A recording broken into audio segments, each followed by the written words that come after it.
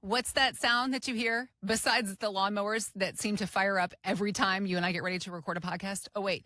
That is the hideous sound of me dragging my giant soapbox across a very loud concrete floor. Heather came in for this one today. Get ready for heads to bob and fingers to wag. Yep. Because I've got thoughts, Mike Douglas. Sure do.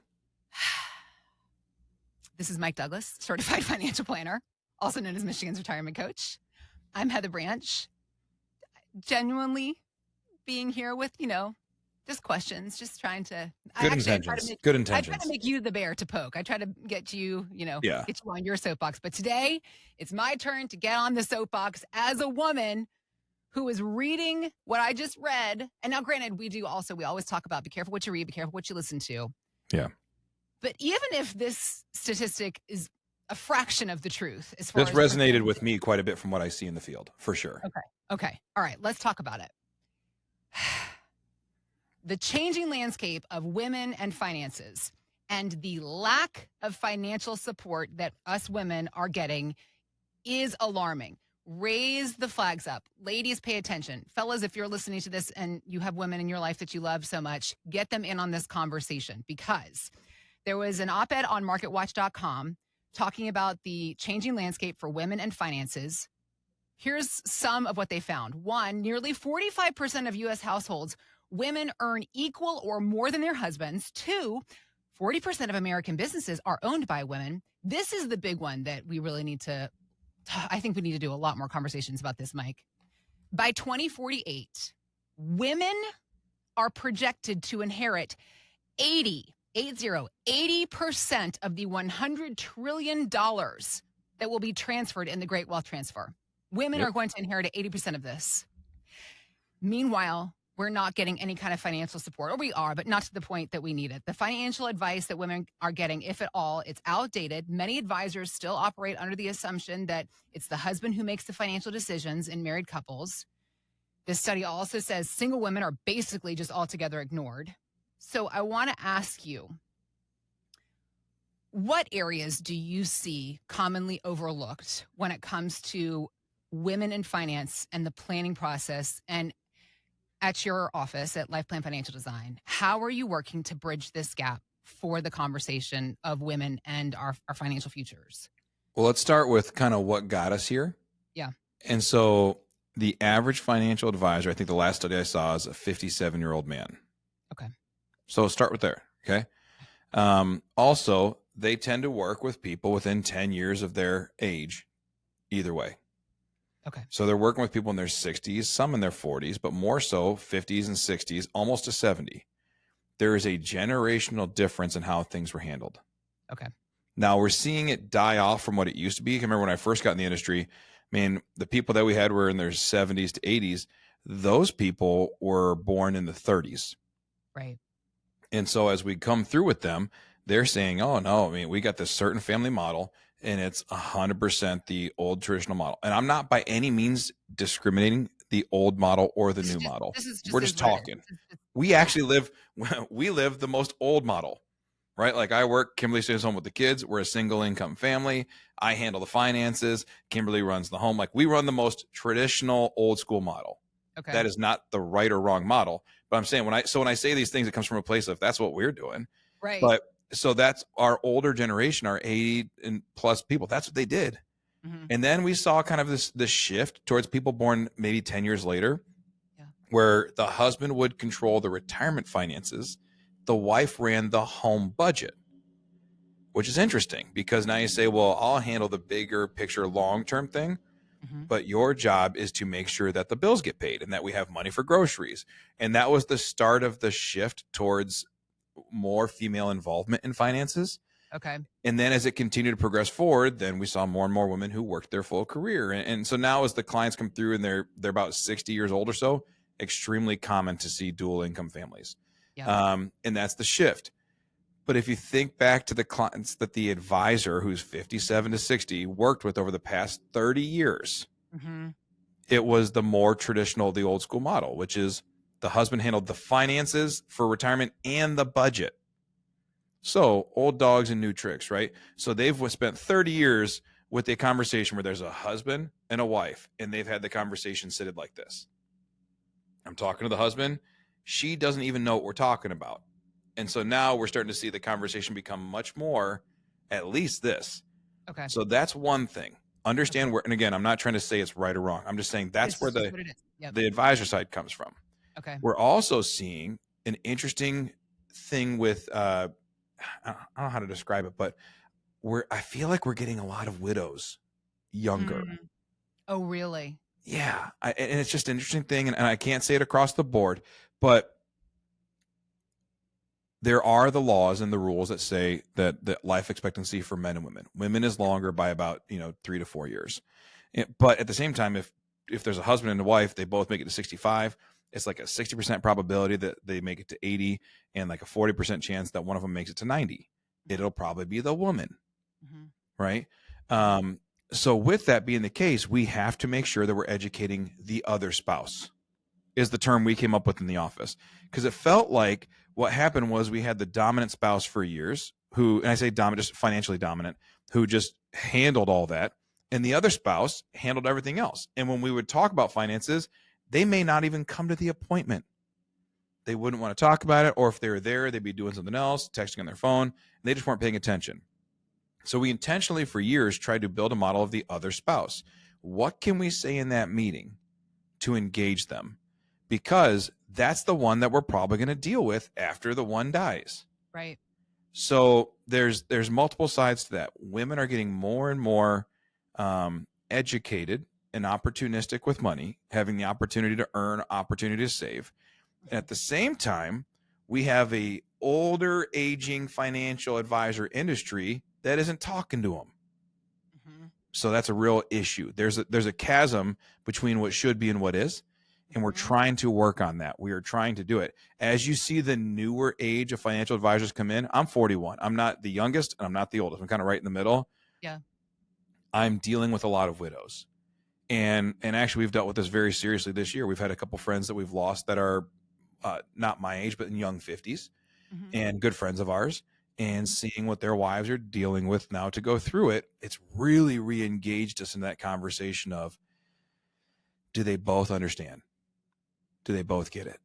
Yeah. And when one of us is lost in a car accident, when one of us is lost in whatever, or a heart attack or whatever comes up, how do we both know that we're going to be okay? How do we both have a voice in this conversation? So that's part of the strategy right now. But yeah, I remember specifically when we were buying a car. We're buying Kimberly's car. This is back in 2018, 2017, 2018. We drive down from Michigan. We drive down to outside of Chicago, Arlington Heights, because we found a car online that we wanted. And it was Kimberly's car we're buying. Now, again, I'm going to remind you, we're a single income family. My income that I earn, she runs the house. It's our money. We've always run it as our money. Of course. But when you apply for a car loan and you go through the whole pre-financing thing, they see Mike Douglas Financial, right? Yep. So we drive 4.5 hours to this car dealership, and we're sitting across from this guy. And he says to me, hey, I see you guys are looking at this car. We're buying a Suburban. And he says, okay, cool. Now, Mike, what do you think about like floor mats? Do you want the WeatherTech or whatever? And I said, Kimberly, do you want WeatherTech floor mats in your car? And she was like, yeah, I do, because we got the kids and everything. I said, yeah, absolutely. Okay, yeah. So she wants them. Let's get them. Okay, good. And then he asked me the next question, which was like, all right, Mike, we're looking at the interior protection package. He's kind of going through all of his upsales, but he kept saying, hey, Mike. Yeah. And I told him, I said, hey, this is actually her car, so just ask her. Yeah. Okay. And so he goes, oh, I'm sorry. So he asks her. Then the next question is, hey, Mike. Hey, Mike. What? It drove me crazy. He specifically said to him, like, hey, this is her car, ask her. He went back to him, Mike. Weird. Yep. Okay. He never read the room. And so we got to a point where I said, listen, it's her car. If you can't talk to her, we'll just leave. Because I was getting so mad. I'm sure. Kimberly works so hard to take care of our family, to provide for our kids, to love on them. She homeschools the 4 kids. I mean, and they're raging, back then it was harder because the kids were younger, but she grinds, right? And all I do is go work and bring home a paycheck. And this guy wouldn't even talk to her. And it drove me crazy. I actually got pretty mad.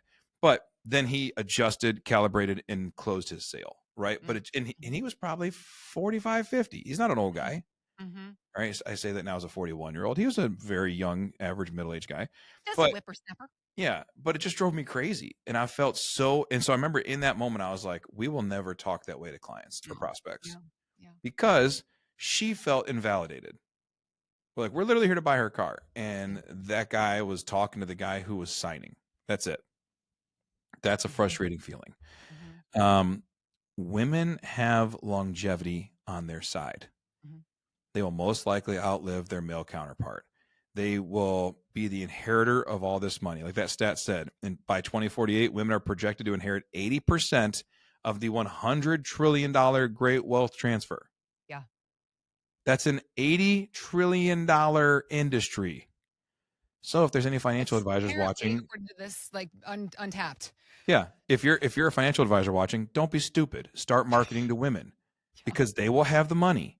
Yep. They will have that stuff. They will outlive their, so quit golfing with their husband all the time and spend some time loving on that wife because she's gonna be the one that you're gonna be dealing with. And there's a Yep. huge reason why the attrition rate of widows from financial advisors is sky high. It's insane. I think it's like 80% or 75% of women leave the They will financial leave advisor. you. Yes, because you've never spoken to them. You've never loved on them. You've never treated them anyway. You've never done anything to make sure they felt heard whatsoever. Mm-hmm. You have to stop doing that. And women, you have to work with someone who hears your voice, Yeah. who understands you. Now, you may say, I don't care about this stuff, right? And that's okay. You could say, you know what? Jeff handles this. I handle that. So I don't really do that. I understand that too. But when something goes wrong, Yeah. do you understand where we're at? So you need a base level understanding. So if you're not involved in the finances, you need a base level understanding and work with someone who will talk to you like a regular person, help and not feel stupid or feel uneducated because there's stuff that like when the kids tell me stuff right now, this is kind of a fun age as their education has gotten higher. They'll come to me and say, Dad, did you know this, that, blah, blah, blah. And I'm like, that's wrong. That's not true. And they are right because it's some science fact that they learned that Kimberly taught them. And I'm like, that's not true. And it's 100% right. It's interesting because there's things that I don't understand and that they are explaining to me. Mm-hmm. And at the same way, if you have finances, whether it's yours and your husband's or just yours, you need to have a level of understanding and you need to work with someone who is willing to teach you, not just who will sit this way and not even really address you. Yep. It's your money too. Yep. It's so important. Everything that I have earned is Kimberly's too, because her staying at home and her doing everything she's done and her letting me work 14-hour days for many years as we built this company, that is what got us here. Mm-hmm. And so to not acknowledge that or to not protect that with education is ridiculous. So be aware of that. There's a longevity thing. There's health and long-term care. We want to make sure that we have money for the long term. We want to protect if there's an income or career interruption, right? If you're working, you need to know how to cover the gap.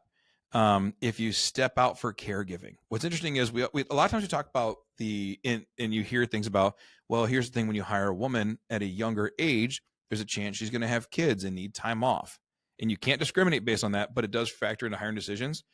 As women age older, it's more likely that they will step out for caregiving purposes. Got it. Because if a husband and wife are married and their parent needs care, it's statistically more likely the woman will stop her career to go care for the parent. So how do we accomplish that? How do we figure that in? And again, I'm not saying anything's right, wrong, whatever.